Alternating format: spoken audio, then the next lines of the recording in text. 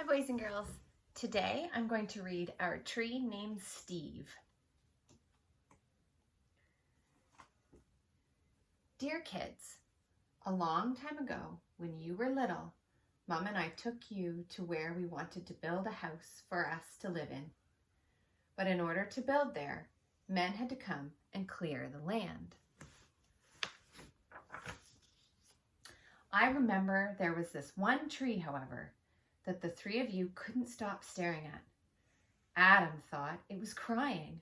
Lindsay said it looked nervous. And Sarah, who was only 2 years old, couldn't pronounce the word tree and called it Steve.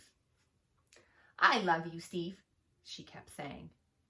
And then Adam and Lindsay started saying it. And before too long, Mom and I got the hint and asked the builder to please save Steve. The day we moved in, Steve was there to greet us. He quickly worked his way into our lives as a swing holder, target, third base, hiding place, jump rope turner. And whenever our dryer broke down, he held our underwear with pride. Yes, right there in the center of our yard, this weird-looking tree grew to become the center of our outdoor lives. Through all of our barbecues, campouts, dance parties, or when Adam and Lindsay started getting crushes on the Simon kids next door, Steve adjusted to our every need.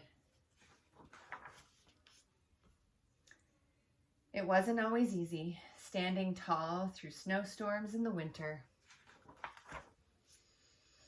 or when Uncle Chester napped in a hammock. Couldn't possibly have been fun. Not to mention the time that the sewer overflowed and Steve sucked up all the smelly water before it drowned Kirby. Then got so sick himself that the tree doctor had to give Steve a haircut that made him look like a big thumb.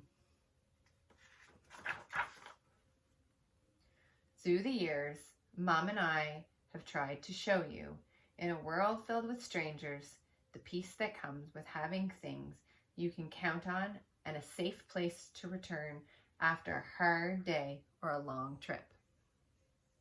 Which brings me to the point of this letter. Last week, a storm hit our area. And though we spared Steve's life long ago, this time we couldn't save him. Are we sad? Sure we are. But even in his final moments, when he could have fallen on our house, or Sarah's swing, or Kirby's house, or Mom's garden, Steve performed his last trick and protected all of us to the very end. And friends like that are hard to find. So, when you come home from Grandma's next week, Steve will not be able to greet you as he has done in the past. I'm sorry.